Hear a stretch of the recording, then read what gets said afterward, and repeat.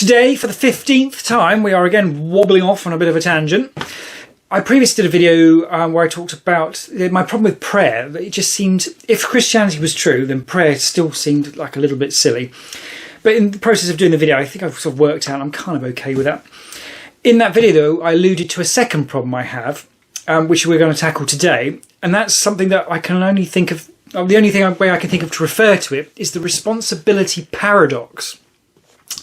That's kind of in my head, the idea with that is that the Bible would appear to say both that we are responsible for choosing how we behave and we have to behave a certain way, but also that we can't take any credit for when we do good. It turns out this is a sort of a problem that's been, I say split the church, that sounds dramatic, but there are factions within Christianity that have gone with this idea that we don't have any responsibility. Calvinism, I gather, came around 500 years ago or something, and is still alive and kicking today. And Calvinists will tell you they're Christians, but also say at the same time that you don't go to heaven unless God chooses you. It's like some sort of theological PE nightmare. I have to be a bit careful here because I'm not claiming to have done a full exhaustive study of Calvinism, and there's clearly some sort of nuance there.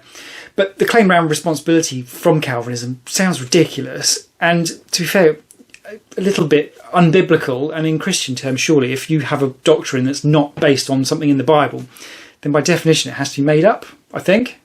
The trouble is, even if we ignore the Calvinists, which I think actually seems like a pretty good idea for the purposes of what we're doing here on YouTube, there is no getting around the fact that the Bible does very definitely say in places that you have to choose to do the right thing, but does also say in places that you can't take credit when you do that. So Calvinism might be a bit of an extreme version of that, but we do still have definitely two parts of the Bible that don't seem to agree. And two of my favourite principles in life are responsibility and balance, and neither of those seem to sort of tie up very well with the Bible. We then, though, as I see it, have a secondary sort of built-in problem to that, because taking responsibility in a secular sense, going out and doing things and trying to steer your life, that sort of thing, flirts dangerously closely with what the Christian idea of pride would be. And you could be forgiven for thinking so what, but our friend Clive talked about pride in Mere Christianity, which I did a tangent on as well, and he talks about when we're not talking about the daughter's done well at sports day kind of pride, which is okay. The other type of pride is a really bad one, like spiritual cancer, he called it, even going so far as to say that pride always means enmity, which is hard to say actually, even to the extent that pride is enmity, and it's enmity between man and man, because he was in 1952, but girls are included in real life, and enmity towards God. So pride has the potential to be very, very bad, clearly. And for my own part in that, I'm probably not short on that in terms of that. As a responsibility is one of my favourite things. I will decide what is the right thing to do. It seems that might tie up with pride to some extent, even if it isn't immediately obvious how pride is enmity towards God. That is such a hard word to say. To try and say it 4 times, and it's difficult. Again, though, Clive is really useful for this because he talks about the understanding of pride. It boils down to a sort of malevolent spirit of competition. So the opposite of love your neighbour as yourself, it is by definition wishing your neighbour to do less well than you. This has actually been a bit of an eye-opener for me going down this pride rabbit hole, particularly with regard to competitiveness, because I've always thought of myself as very uncompetitive, and even could have been heard at certain points muttering things about how terrible competitive people are. But I mean, it is kind of true, isn't it? I mean, it's exhausting and it can be unbearable. As people talk about, oh, I'm very competitive in a sort of a macho sense of like, I like to kill and win. But when someone says it to me, my instinct is always to say something along the lines of, oh, I'm so sorry, I'm sure you can get over it with some help. It's almost like when someone tells you they're competitive, what they're actually saying is I'm insecure, I'm shallow, I'm unbearable at dinner parties, and I'm too stupid to work out that this isn't a good thing. But when I really sat down to think about this, it occurred that I'm potentially even worse than that. As I almost pride myself. I couldn't care less about being the fastest, the strongest, the fittest, the highest earning, the wisest, the most calm, cleverest, or anything like that. But what I do very much care about is being above average on a broad range of things and blending all that together into making a sort of a nice, well-balanced life. And the other part of the problem is I'm fairly good at that. So I end up with a sort of quite sense of pride that I'm doing quite well and better than a lot of other people, which is a difficult thing to say on camera. So quite possibly, I'm far worse than the person who just wants to be better at golf than me. And even worse still is the idea that it's pride that created the devil. And yeah, so I think of myself as a sort of decent, non-competitive human being. But actually, when I sat down to think about this, I had a bit of a sort of an oh shit moment, thinking, okay, potentially in Christian terms, am I actually the baddie who thinks he's a goodie? The thought occurred whilst mulling over all this, that what the hell were the people behind the LGBTQ branding themselves as pride thinking? And you can see where they're going with that, obviously. But when you think, did someone not go home and think, maybe I should research this word and what are the connotations of pride and is it positive and negative? And accidentally we've named our movement after spiritual cancer. You know, something of a marketing department fail there, perhaps. But I mean, it's sideways to our point anyway. You can see where they're trying to go with it anyway. The nub of the point anyway is that my wanting to be above average by definition means I want others to be at a lower point than me. And whilst that's completely impersonal against you or anybody else, and doesn't feel like enmity to me, that is very much not loving my neighbour to wish them worse than I am. So yeah, but anyway, we will come back to that. Problem one, anyway, we need to start with, what does the Bible actually say about responsibility? And for this, we're going to need my big, beautiful birthday Bible, but I haven't heard a knock at the door or a doorbell, so we're going to have to go and find the keeper of the book to sort this out.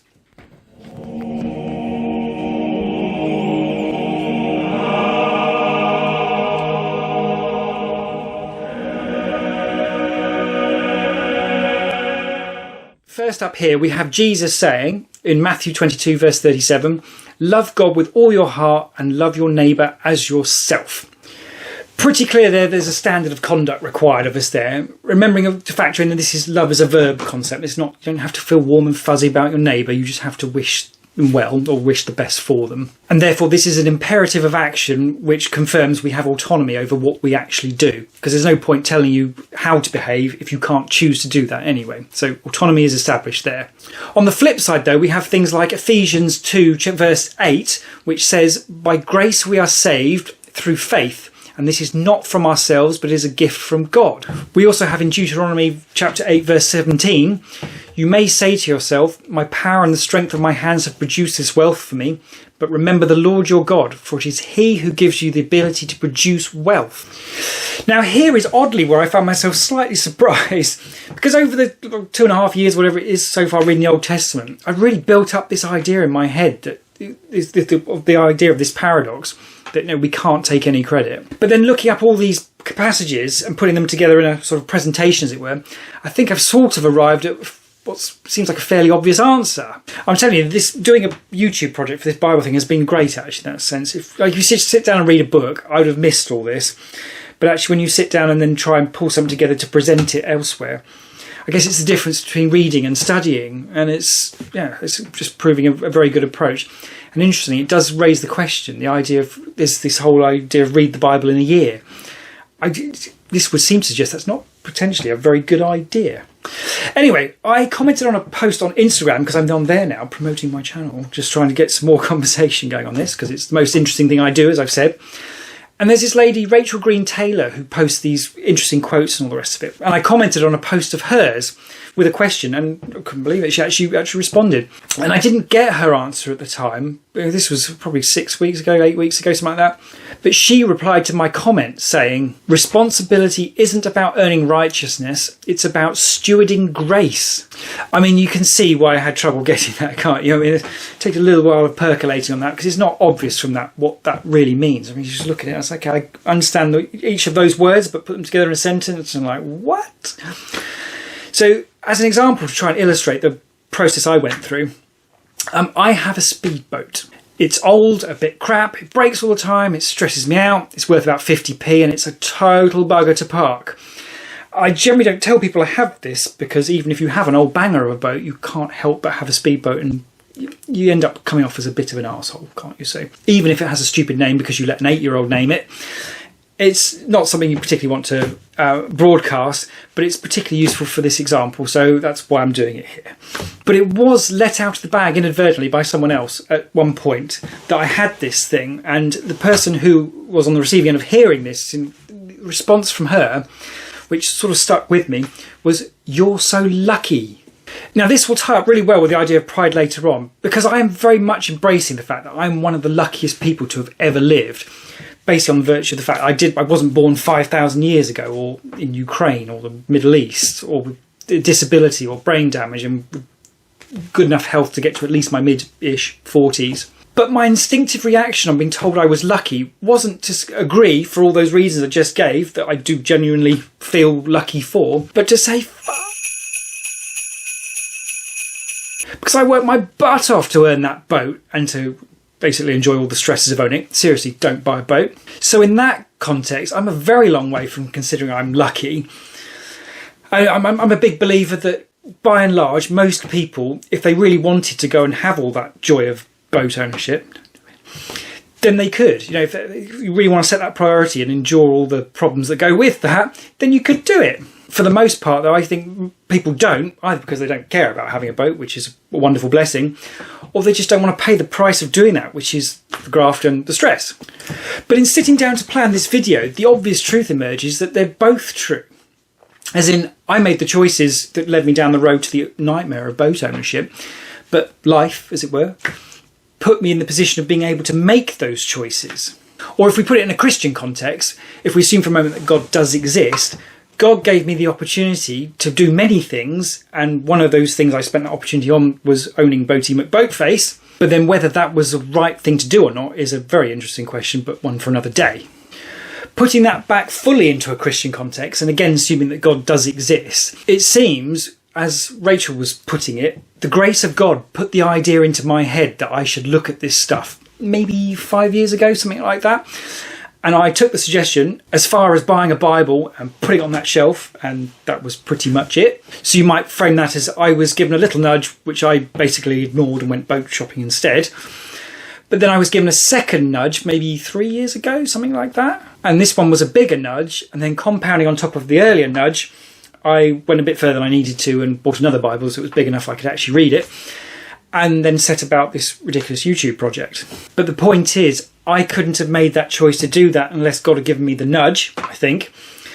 And therefore I can give myself a little pat on the back for that finally, eventually on the second nudge, I did listen and put it all into action, if to an extent that probably maybe wasn't required, perhaps, and a bit pointless, but whatever works for you.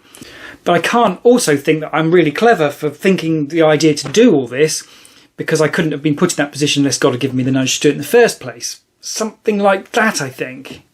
Another example, actually, to illustrate, is that Arnold Schwarzenegger is always saying that he's not a self-made man, which is ridiculous, because as far as I'm concerned, if you look up the dictionary and find self-made man, under it should be a picture of Arnold Schwarzenegger. But that's apparently just not how he sees it. With all the help he had along the way, he considers he is not self-made. So, yeah, clearly he's a lot more evolved than I am in that respect. So that's great, and we have part one of the problem basically solved, but we then have the second part, which is, do my haughty eyes prevent belief in God? Haughty eyes, again, being that massive problem that keeps getting referred to as one of the greatest sins, basically thinking you're too clever and you know it all. But as we established earlier, if God exists, then one of my duties is to love him with all of my heart, which, well, on face value, that's problematic, because how can you love something that you can't even be certain exists? And that's an interesting point as well, actually, to briefly tack in here. Is that one of my the difficulties I have with Christianity was all the language is very sort of knowing. Oh, God does this and God does that and God says this, and it's spoken in a tone that suggests you know it. But the bottom line is no one actually knows God exists. I mean, that's even baked into the whole idea of Christianity because it's pinned on faith, so certainty would actually just remove the need for faith. Therefore, by definition, no one is certain, and logically that makes sense. In that respect, therefore, we have to work out some definition for how can you love God if you can't, by definition, be certain that he exists. And I guess we come back to this love as a verb concept, and it ties in quite nicely with what Jordan Peterson talked about in the We Who Wrestle with God, where he basically defines God as your highest possible value in the thing you dedicate your time and energy to. That seems to be how King David managed to be well received by God despite being a bit of a murdering, adultering bastard. So we're left with a practical problem of what does holding God as the highest value mean in practical terms. It also, of course, needs to balance with that whole idea of love your neighbour as yourself, because if you just did nothing just to follow God at your own expense, my feeling is very much that love your neighbour as yourself implies you are to love yourself, because love your neighbour would have been intact. The extra bit would be just completely pointless otherwise, unless it actually means something. So to follow God to your own entire detriment would therefore be to fly in the face of that, which is difficult when you tie up with prophets who had a difficult life, or Moses. Jeremiah seems to have a particularly rough time at the minute, as we're reading in the normal videos. How you reconcile that with the idea of him loving himself as well, it's a bit of a tricky one. But of course, in modern times, you have to exchange some of your time for money in order to live, because manna doesn't fall from the sky with quails and all the rest of it at this point, so you've got to go and do that. So you're left with a bit of a problem in this modern world, because where you're responsible for the security and safety of other people, you therefore need to make quite a bit of money. And then you've got the problem of, in secular terms, the target for how much is required for that is quite high. This is then where my haughty eyes come back in, because I got myself in a bit of a hole back in my mid-20s, long old time ago. All my own fault. But ever since then, a lot of my focus in life has been about making sure that I'm never in that position again, and that I'm therefore safe in my own rights in secular terms, and that the people I'm responsible for are also safe. But where does that go from deciding for oneself what is important and trusting in God? My dad is actually quite a good example of this, because he had quite a good, solid, stable job, and at the age of 30 decided to give it all up and become a vicar. Literally proper full-on walked away from the secular world and worldly demands, as it were, and trusted in God. I, to some extent, and I think actually others in my family, deep down, unspoken, have sort of somewhat judged him for that, in that, because it'd be easy to frame that as basically shirked his responsibility to look after his family. And he even acknowledges that to some extent in his journal, where he talks about he was so heavenly bent as to be no earthly use, or rather was concerned that he was so heavenly bent as to be of no earthly use. But my sort of critique of him, as it were, somewhat softened through doing this. Because if he was right that God exists and Christianity is true and all the rest of it, then arguably he was, well, you see quite clearly he was right to do what he did and give up on the worldly thing and go off and trust in God. And I mean, he died not that long after, well, I suppose 20 years after he'd made that decision, and left a lot of his family in a bit of a bind. And I was old enough to be fairly independent at this point. But my sister was only 14 years old, and my mum was left widowed in her early 50s. And it wasn't clear at all at one point how that was going to pan out okay. But it did. And to be fair, I mean, my dad trusted in God to look after his family, and perhaps he did. I mean, in Christian terms, I'm sure people would suggest that that is the case. It's difficult to reconcile that with looking at it in the real world, but it's possible. What he did was actually not as terrible as what it might appear to us. I remember I used to be worried actually that my dad became a vicar. He was an atheist when I was born, and I'm not even atheist. I'm agnostic, so I'm further along the line than he is. And I was worried that I would have to become a vicar as well. And thankfully now I understand that I would make a terrible vicar, even if I was a Christian. So that's unlikely to be on the cards. But it does raise the question, does my focus on how this world works and navigating that get between me and my belief in God? I mean, I fully acknowledge that Christianity may well be right, and see all the various other tangents for why I've got to that conclusion. But that doesn't get you there in terms of belief, it turns out. And could my pride in deciding at an instinctive level that the most important thing in life is to look after my family, could that be the pride that created the devil? Metaphorical devil or otherwise. Interestingly as well, one of those key fundamentals in Christianity is clearly some sort of acknowledgement that we're deeply flawed and a bit useless, and asking God for help. I am particularly terrible at asking for help. I like to be the one giving the help. I find that quite satisfying, and I'm often looking for opportunities to do that. I pride myself on being a good person, obviously. But others helping me is not something I am keen on at all. And I suppose you can frame that as that being what Christianity actually is at its ultimate definition. So thinking that through, you can definitely see how pride could be a hurdle to belief in God. Tied into that, actually, Clive has an interesting metric for assessing whether you have a problem with pride. And it's, do you acknowledge that you're really crap And do you not care what others think? The idea being that if you don't care what others think, it's because you just think you're too good for them and there's just other people's views of you just isn't important.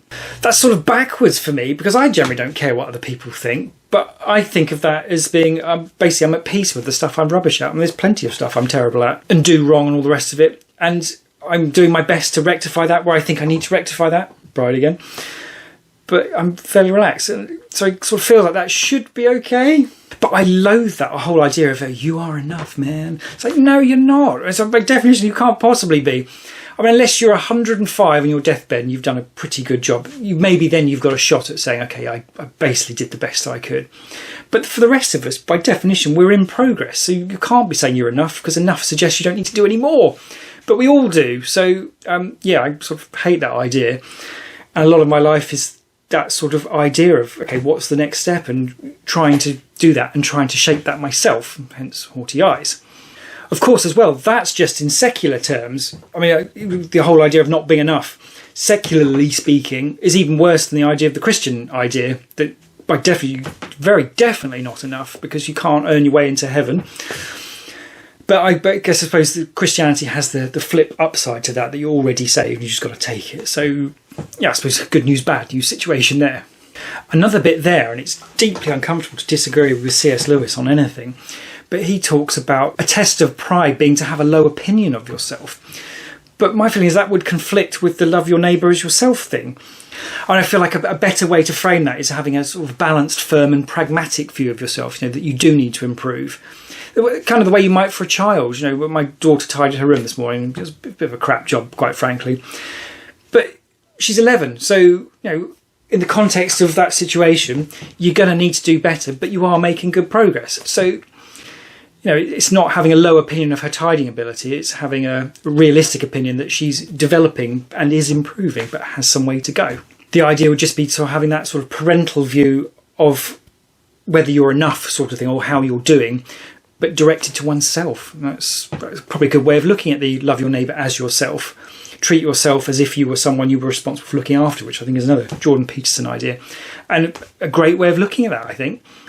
So in terms of belief, I can definitely get behind the idea that pride could be a block to belief, but I don't think it's automatically a block to belief. And I do think, after much thinking on, pondering on this, that my problem is just a good old-fashioned plain doubt for this. I think part of that is that I lack what Glenn Scrivener called a sort of childlike sense of wonder that you need in order to discover God. I don't really have that with my whole left-brained thing. It's not really how my brain works. But I think ultimately, if I really truly believe that that was the situation as laid out in the Bible, and that grace was on offer, I would be all over that. So I think that's fair enough to say, or to decide that, yeah, my problem is not pride, albeit I do have a pride problem, as we all do. My problem seems to be more about doubt still at this stage. And otherwise, generally, I don't really understand why I don't believe this stuff at this point. I mean, the evidence for me clearly lines up for Christianity to suggest, I mean, there's no certainty, obviously, but everything does seem to point to it being true. But the bottom line is you can't just will belief into existence. And I get the belief to some extent is entrusting yourself to what you are persuaded is true. And I think I could do that. But I mean, to some extent, you think maybe I am doing that by virtue of the amount of work that goes into this. I'm certainly acting as if it is true. So is there an argument there that I'm holding God as one of the highest values? I don't know. Or I'm progressing anyway. I think actually it's also true that even if it isn't true, Christianity I mean, that it would be very difficult to argue that there's a better way to live life than if it were true. I mean, even if you say, okay, well, if it definitely isn't true, then I could just go and exploit people and just take what I want from them to the extent I'm able to do that. But that's not going to feel good anyway. So actually living in line with Christian principles does seem to be a better way to actually live life, regardless of whether it's true. But yeah, so left with the question that if it's not my pride putting me on the path to becoming the devil, hopefully, is my self-righteousness and pride still sinful? Or is it just reasonable recognition that I have a better model for approaching life than a muppet? Which I would say I think I do. I don't know is the honest answer to that, but I reckon the solution to this paradox formula is something like God offers grace to everyone and will accept them if they will take his offer. Second part, humility is necessary to accept that grace, but pride can get in the way of humility, but doesn't necessarily. And then the third part, the offer is ultimately accepted via faith and appreciation for what Jesus did for us, if we can find the humility to overcome our pride and accept that we need the help. So yeah, that's actually the second occasion of sitting down to write out or plan out what I'm going to do with one of these, having no idea what it was and where I was going to end up, and then the process actually bringing the answer to me. So I can highly recommend this whole YouTube project thing if you want to wrestle with really difficult problems. But as ever, I'd love to know what you think and where I'm wide of the mark or anything you think I'm right on there. Yeah, and I shall see you in the next one.